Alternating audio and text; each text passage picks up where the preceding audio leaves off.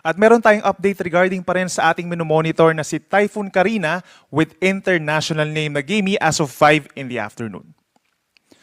Huli pong namataan ang sentro nitong si Bagyong Karina sa layong 325 kilometers east-northeast of Basco, Batanes.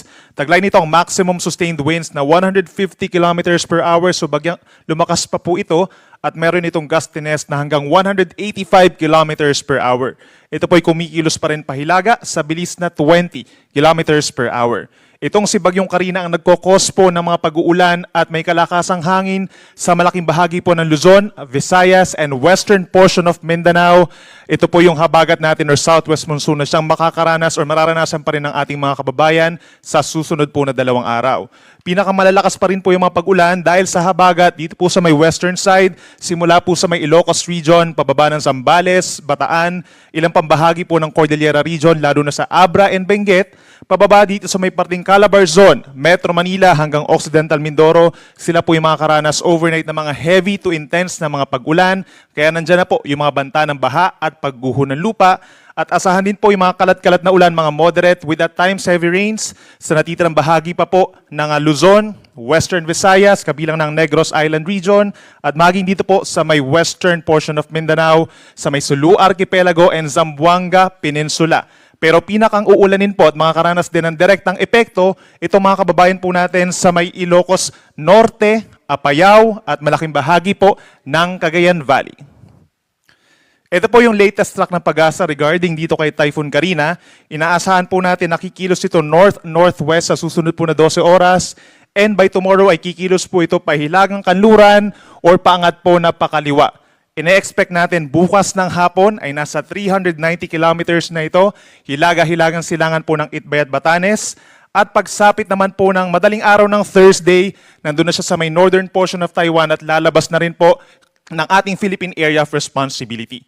Pagsapit naman po ng Thursday ng hapon, nasa higit 550 kilometers na po ito sa hilaga ng Itbay at Batanes sa labas ng ating Area of Responsibility. But by tomorrow and Thursday, nandyan pa rin po yung banta ng habagat, palalakasin pa rin po niya kahit ito ay nakalabas na ng ating Area of Responsibility.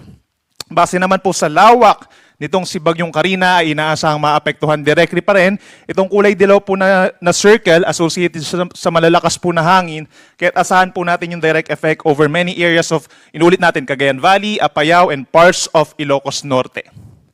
Kaya naman po nakataas na yung ating tropical cyclone wind signal number 2 dito sa Batanes. Makakaranas po sila ng minor to moderate threat to life and property. So meron tayong mga pagbugso ng hangin sa loob po na 12 oras. Habang meron tayong signal number 1 or malalakas na hangin hanggang bukas sa ilan pang bahagi po ng norte, kabilang ng Cagayan, kabilang ang Babuyan Islands, eastern portion of Isabela, kabilang ng Divilacan, Palanan, Maconacon, Dinapigue, Tumawini, Ilagan City, San Mariano, Cabagan, San Pablo, and Santa Maria. Meron din tayong signal number 1 sa northern portion po of Apayao, Calanasan, Luna, Puntol, Flora, gayon din ng Santa Marcela and Cabugao, hanggang dito sa may northern portion of Ilocos Norte, signal number 1 din po, kabilang ang Pagudpod, Banggi, Adams, Dumalneg, Burgos, Vintar, Pasukin, Bacara, and Carasi. Sa ngayon po, meron tayong nakataas naman na heavy rainfall warning associated sa pinagsamang epekto ng southwest monsoon plus Typhoon Karina. Meron na tayong red rainfall warning, ibig sabihin po torrential rains hanggang mamayang alas 8 po ng gabi. Dito po sa Batanes, Babuyan Islands, Ilocos Norte, Ilocos Sur, La Union at Benguet. Kung kinakailangan po ng evacuation, makipag-ugnayan na po sa inyong barangay or local disaster risk reduction and management offices dahil serious flooding po ang inaasahan sa inyong lugar. Samantala, meron naman tayong orange or intense rains na aasahan po hanggang mamayang alas 8 ng gabi dito sa Metro Manila.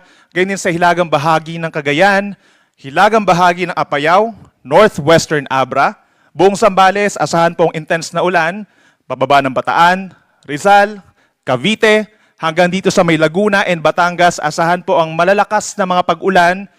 Ibig sabihin, nagbabadya din po ang mga pagbaha, hindi lang sa mga low-lying areas, kundi yung maging nakatira po sa mga tabing ilog, posibleng umapaw at rumagasa po yung ilog ninyo. At dito naman sa central portion of Cagayan, meron tayong yellow warning or heavy rains sa loob po ng 3 oras. Ngayon sa natitirang bahagi ng Apayao, rest of Abra, Western Pangasinan, hanggang dito sa may Tarlac, Pampanga, Bulacan, at sa may northern and central portions of Quezon, meron tayong yellow rainfall warning sa susunod po na 3 oras. Heavy rains po yan, kaya't posible rin ang mga pagbaha sa mga low-lying areas. At dun sa mga areas na to, possible din po ang landslides or pagguho ng lupa, lalo na sa mga mountainous areas po. At ano naman yung aasahan natin ng mga pag-ulan in terms of like 24-hour period. So sabihin po natin hanggang mamayang hating gabi yung mga nabanggit natin na areas kanina, plus may mga areas din dito sa Batanes and Cagayan na directly affected nga nitong si Bagyong Karina. 100 to 200 or heavy to intense rains po yan.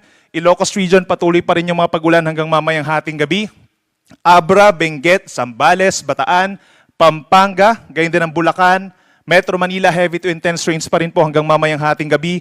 Gayon din sa Rizal, Cavite, Batangas, and Occidental Mindoro.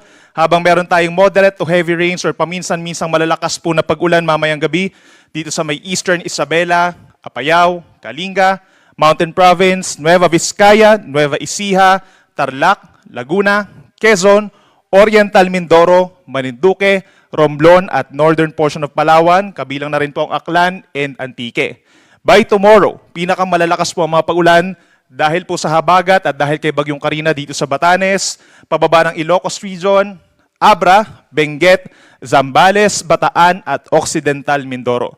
Habang meron naman tayong 50 to 100 millimeters na mga paulan bukas dito sa Babuyan Islands, Apayao, Kalinga, Mountain Province, Ifugao, pababa po ng Tarlac, Nueva Ecija pa rin, Pampanga, Bulacan, Metro Manila. Sa mga nagtatanong po for Metro Manila, bahagyang hihina ng ang mga pag-ulan natin by tomorrow, pero moderate to heavy rains naman po ang aasahan pa rin. Gayun din sa Rizal, Cavite, Batangas, Oriental Mindoro, and Calamian Islands sa Palawan. Then pagsapit po ng Thursday, ito yung time kung saan nasa labas na ng PAR ang Bagyong Karina. Aasahan pa rin po natin yung 50 to 100 millimeters na ulan dito po sa Batanes, Babuyan Islands, buong Ilocos Region, Apayao, Abra, Benguet, Zambales, Bataan, and Occidental Mindoro. So basically po, unti-unti na rin po or gradual na hihina yung ating habagat at hihina rin po yung epekto nito, lalo na dito sa malaking bahagi ng Luzon, pero mananatili pa rin maulan sa may western section ng Luzon.